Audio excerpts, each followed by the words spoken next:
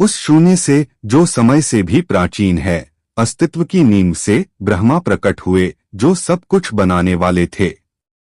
एक दिव्य चिंगारी जो मांस से नहीं बल्कि दिव्य इच्छा से बनी थी, एक ऐसी शक्ति से युक्त प्राणी को जन्म दिया जिसका मुख भालू का था और जो योद्धा था जिसका नाम जांबवंत था। वह ब्रह्मांड के जन्म का साक्षी था जिसे दीर्घायु, अपार शक्ति और अद्वितीय ज्ञान प्रदान किया गया था। वह विद्वान था, वह योद्धा था, वह एक महान योद्धा था। उसने सब कुछ देखा। जांबवंत का अस्तित्व युगों तक फैला हुआ था, जिसमें आकाशीय पिंडों का उदय और पतन, देवताओं और राक्षसों के बीच महाकाव्य युद्ध, धर्म और कर्म का जटिल नृत्य शामिल था। वह हर चीज को देखने के लिए वहां मौजूद था। उसने उन सफलताओं और त्रासदियों को देखा जिन्होंने अस्तित्व के ताने बाने को आकार दिया।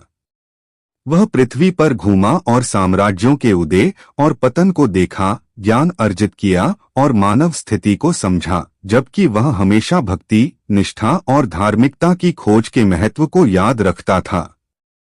उसके भाग्य के धागे राम की कथा से जुड़े हुए थे, जो धर्मी राजकुमार थे, जो विष्णु के अवतार थे, जो एक ऐसे संसार में संतुलन बहाल करने के लिए नियत थे जो किनारे पर डगमगा रहा था।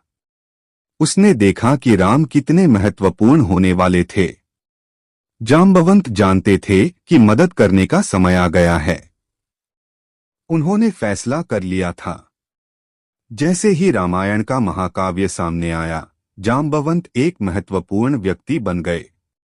जब हनुमान, शक्तिशाली वानरदेव, लंका की ओर समुद्र पार करने से पहले हिचकिचाए, तो जांबवंत, जो युगों से ज्ञान प्राप्त कर रहे थे, ने उन्हें उनके दिव्य मूल की याद दिलाई और उनके भीतर की निष्क्रिय शक्ति को जगाया।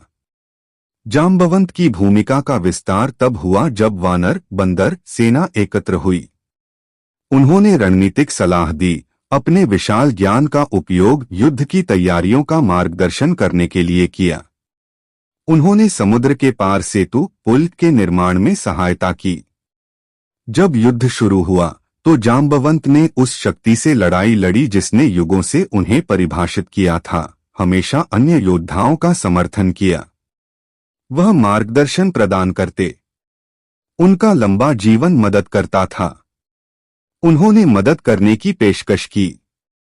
वह कभी पीछे नहीं हटेंगे। युद्ध के दौरान जांबवंत ने राम की सेना के लिए एक प्रमुख सलाहकार के रूप में कार्य किया, जबकि मूल्यवान मार्गदर्शन